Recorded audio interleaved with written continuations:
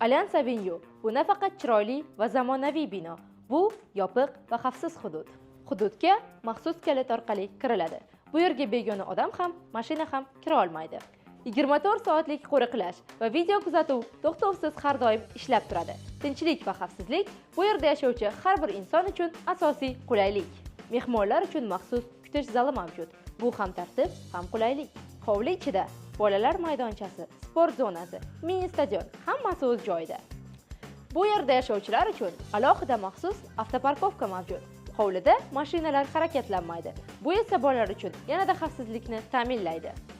Allianz Avenue bu shunchaki yashash joyi emas. Bu oilangiz uchun xavfsiz va sokin makon.